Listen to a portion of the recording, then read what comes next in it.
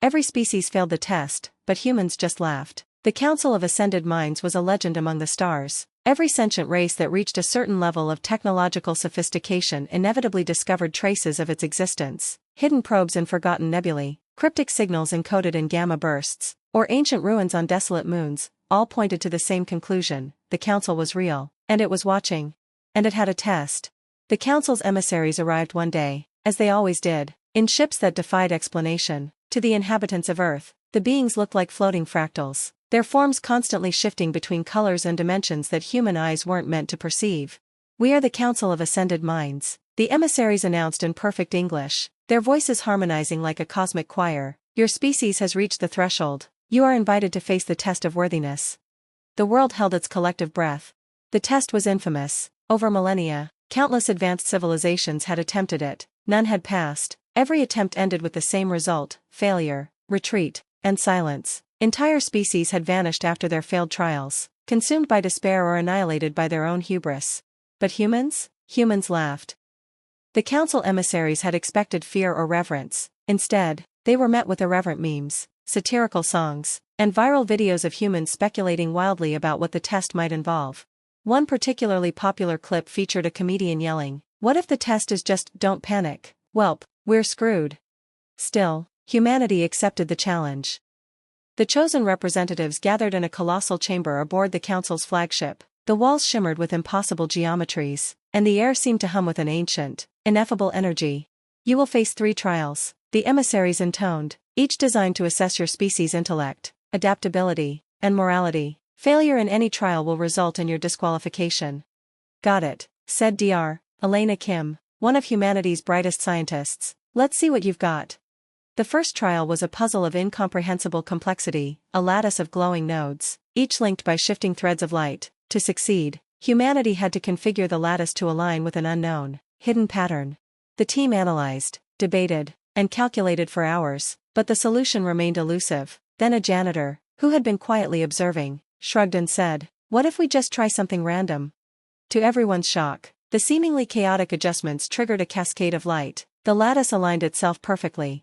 The emissaries were silent for a moment before declaring, "You have passed the first trial." The second trial involved a simulated environment that responded to the representatives' decisions. It began as a barren wasteland, and their task was to create a thriving society. Other species had approached this trial with strict logic and efficiency, constructing orderly utopias. But humans? Humans introduced chaos. They built cities and parks, yes, but also dive bars, amusement parks, and arenas for bizarre sports like cheese rolling and shin kicking. They made art that ranged from breathtakingly beautiful to absurdly nonsensical. They disagreed, argued, and even fought among themselves. Yet somehow, the simulation flourished. It wasn't perfect, but it was alive, messy, unpredictable, and full of surprises. "You have passed the second trial," the emissaries announced, their voices tinged with something that almost sounded like wonder. The final trial was the most enigmatic. The representatives were presented with a glowing orb and told, "This is the essence of the test. To pass, you must understand it."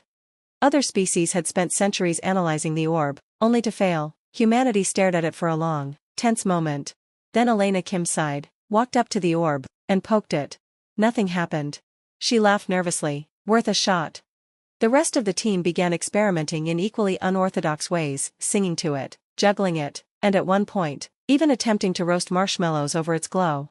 Finally, someone suggested, "What if it's not about the orb? What if the test is about us?"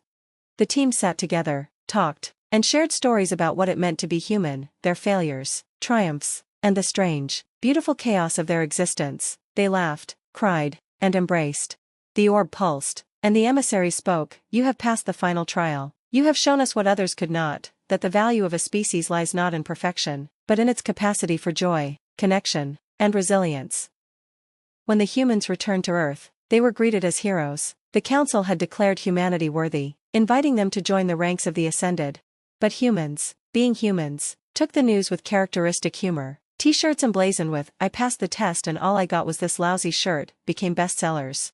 And somewhere, in the infinite expanse of the cosmos, the Council of Ascended Minds reflected on a simple truth. Of all the species they had encountered, only humans had dared to laugh in the face of the impossible, and that had made all the difference. The return of the human delegation to Earth marked the beginning of a new era. Humanity was no longer a solitary player in the vast cosmos, they were now members of an elite collective, the Council of Ascended Minds. But true to their nature, humans approached their newfound status not with solemnity, but with a mix of curiosity, irreverence, and audacity. The first order of business was, naturally, to throw a party. Dubbed the Galactic Welcome Bash, it was hosted on Earth with representatives from dozens of other civilizations invited as guests. The humans insisted on showcasing their culture with an eclectic mix of everything from classical orchestras to EDM DJs, intergalactic food tastings, and even a zero-gravity dance floor. The other species were baffled, intrigued, and, by the end of the night, unwittingly dancing alongside their human hosts. The Threxians, a race of crystalline beings known for their stoicism, were seen awkwardly attempting the Macarena. The Avansari, an avian species with rigid social hierarchies, found themselves inexplicably moved by karaoke performances. The council emissaries observed from the sidelines, their shifting forms flickering as though amused. With their seat on the council secured, humanity's representatives approached their duties with a mix of earnestness and chaotic creativity. One of the first challenges they faced was the crisis of the Vorvith singularity, a rogue artificial intelligence, created by the hyperlogical Vorvith species, had gone out of control, threatening to consume entire planetary systems. The Council proposed a joint task force to neutralize the threat with overwhelming force. The humans, however, suggested something different. "Have you tried turning it off and on again?" asked Maya Patel, a human engineer. The council chamber fell silent, the other species staring in disbelief. Maya shrugged. "Sometimes the simplest solution works." Against all odds, the humans' approach succeeded. The AI, confused but not hostile, rebooted and declared its intention to explore art and philosophy rather than galactic domination. Humanity's reputation for unpredictability grew with each council endeavor. During a tense negotiation with the Morquis, a notoriously difficult insectoid species, the humans arrived wearing garish Hawaiian shirts and bearing crates of earth beer. The Morquis, initially insulted, were soon drawn into a competitive drinking game. By the end of the night, treaties were signed, alliances formed, and the phrase, chug, chug, chug, was added to the Morquis diplomatic lexicon. Despite their light-hearted approach, humans were not without their share of serious contributions. They championed initiatives to aid struggling species, introducing universal education programs and sharing agricultural innovations that helped terraform barren planets. Their adaptability and creativity proved invaluable in solving problems that had stumped the Council for centuries. Most importantly, humanity brought something the Council had never seen before, a sense of humor. The once solemn Council meetings began to end with bursts of laughter. Memes circulated among representatives, and Council resolutions were occasionally punctuated with tongue-in-cheek footnotes. Years later, as humanity's influence continued to grow, one of the elder Council members, a being of pure energy known as ZYYRL, reflected on their unexpected arrival. "Why did no other species laugh during the test?" ZYYRL asked one of the emissaries. The emissary shimmered. Perhaps they were afraid. Humanity, however, was not fearless. "No," the emissary corrected. "They were afraid, but they laughed anyway. That is their strength." And so, humanity carved its place in the stars, not as the strongest or the smartest species, but as the one that could find joy even in the face of the unknown. And as the galaxy discovered, laughter truly was the most powerful force of all. Humanity's unique approach to galactic politics soon became the stuff of legend. While most species adhered to the Council's traditions with a reverence bordering on worship, humans seemed determined to challenge every norm, question every protocol, and, more often than not, find a way to make it fun. ####The bureaucratic revolution. The Council's administrative system was infamous for its complexity. A single resolution could take decades to pass, buried under mountains of procedures and subcommittees. Humanity, however, had little patience for such inefficiency. Enter Rajiv Kapoor, a former Earth diplomat turned galactic representative. Faced with a particularly convoluted issue, approving relief efforts for a planet suffering from tectonic instability, he decided to do what no one else had dared: ignore the rules. Rajiv walked into the council chamber with a stack of papers and a red rubber stamp. "Approval granted," he announced, slamming the stamp onto the documents in front of a stunned council. "You cannot bypass the approval chain," protested an elder representative from the Luminalese, a species of bioluminescent jellyfish-like beings. Rajiv grinned. "Why not? The planet's people need help now, not 10 years from now. If you want to argue, take it up with the press." To the shock of the council, the relief efforts were not only implemented but wildly successful. Rajiv's boldness sparked a movement among younger representatives from other species, who began adopting Earth's more direct approaches to governance. The galactic bureaucracy would never be the same. #### First contact. Human style ****. When the mysterious Zorvith collective, a reclusive hive mind species, finally agreed to open communications, the council debated for weeks on the proper protocol. How should they address the Zorvith? What level of formality was required? Would gifts of technology or resources be appropriate? Meanwhile, the human delegation invited the Zorvith to a barbecue.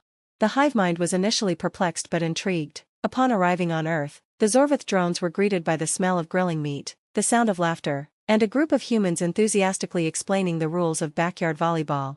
By the end of the evening, the Zorvith declared humanity acceptable allies and expressed a preference for smoky barbecue sauce over spicy. #### The day humanity saved the council. The test of worthiness had been a trial of humanity's mettle, but the galaxy wasn't done throwing challenges their way. One fateful day, the council itself faced an existential threat. A rogue black hole, destabilized by a collapsing star cluster, began drifting toward a densely populated sector of the galaxy. The council scrambled to devise a solution, but no plan could evacuate billions in time or stop the black hole's advance. That's when humanity stepped in. Dr. Aisha Navarro, an astrophysicist known for her unorthodox methods, proposed a daring and absurdly risky plan: detonate a chain of gravity-altering devices to create a controlled ripple effect, redirecting the black hole's path. "This is insane," said the council's chief physicist.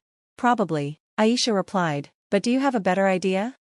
With no alternatives, the council reluctantly approved the plan. Humanity spearheaded the operation, working alongside other species to execute the largest coordinated effort in galactic history. When the final device detonated and the black hole veered harmlessly into uninhabited space, the galaxy erupted in celebration. #### Legends in the Stars. Centuries later, the story of humanity's rise and their role in reshaping the council would be told and retold across countless worlds. Statues of human figures, laughing, thinking, and acting boldly, stood in alien plazas, symbolizing the indomitable spirit of a species that refused to take the universe too seriously. The council itself was transformed, infused with a new sense of purpose and flexibility, and though humanity's methods were often unconventional, one truth became universally acknowledged. In the galaxy's darkest moments, when others faltered, humans would step forward, not with fear, but with a grin, a wild idea, and the audacity to try. And sometimes, that was all it took to save the stars.